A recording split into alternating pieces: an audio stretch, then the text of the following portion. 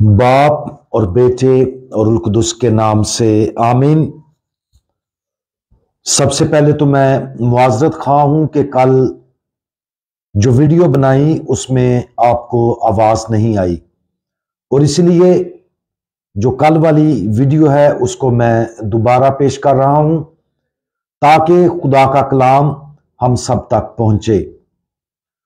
और आज हम मुकद्दस यूहन्ना की अंजील उसका 5वां बाब और उसकी आयात 5 और 6 पर ध्यानो ज्ञान करेंगे।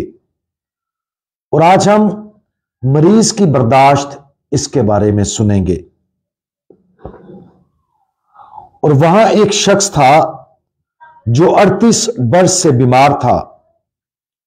यीशु ने जब उसे पड़ा देखा और जाना कि वो बड़ी मुद्दत से इस हालत में है तो उससे कहा कि क्या तू तंदुरुस्त होना चाहता है। उस बीमार शख्स ने जिंदगी में क्या कुछ बर्दाश्त किया इसके बारे में सिर्फ वही लोग समझ सकते हैं जो कई सालों से माजूर हैं। वो 38 साल से माजूर और चलने फिरने से कासिर था। ख्याल किया जाता है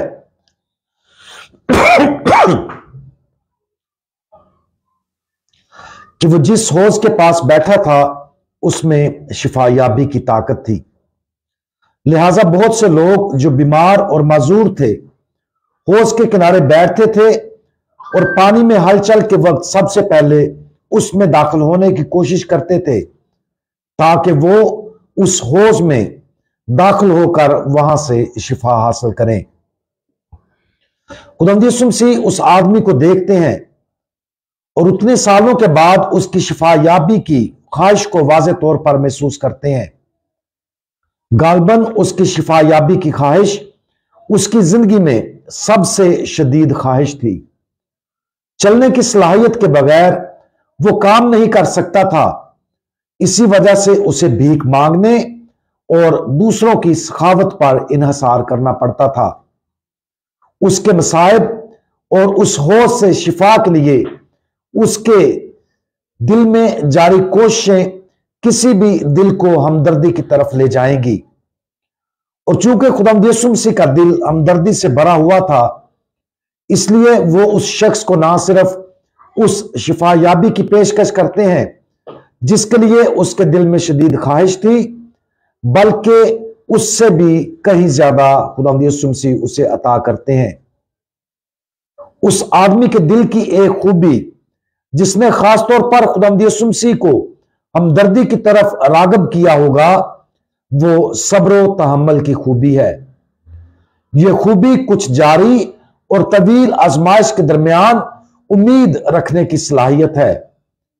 उसे बर्दाश्त या लंबापन भी कहा जाता है। आमतौर पर जब किसी को मुश्किल का सामना करना पड़ता है तो फौरी रद्द-ए-अमल उस मुश्किल से निकलने का रास्ता तलाश करना होता है। जैसे जैसे वक्त आगे बढ़ता है और उस मुश्किल को दूर नहीं किया जाता हौसला शिकनी और यहां तक कि मायूसी में पड़ना आसान हो जाता है। मरीज की बर्दाश्त इस आजमाइश का इलाज है। जब कोई जिंदगी में किसी भी चीज और हर दुख को सब्र के साथ बर्दाश्त कर सकता है तो उनके अंदर एक रूहानी ताकत पैदा होती है जो उन्हें मुतअद्दिद तरीकों से फायदा पहुंचाती है। दूसरे छोटे चैलेंजों को ज्यादा आसानी से बर्दाश्त किया जाता है। उम्मीद उनके अंदर एक ताकतवर हद तक पैदा होती है। मुसलसल जद्दोजहद के बावजूद उस खूबी के साथ खुशी भी आती है। जब खुदावंद यीशु मसीह ने उस आदमी में उस खूबी को जिंदा देखा तो वो उस तक पहुंचने और उसे शिफा देने के लिए मुतहर्रिक हुआ।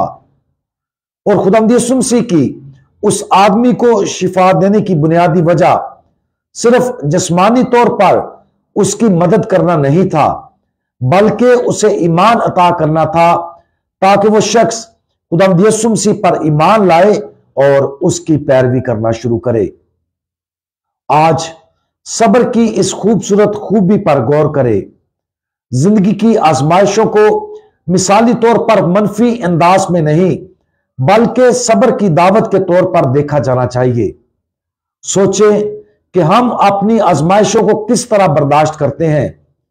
क्या ये गहरे और जारी सब्र, उम्मीद और खुशी के साथ है, या ये फिर गुस्से, तलखी और मायूसी के साथ है?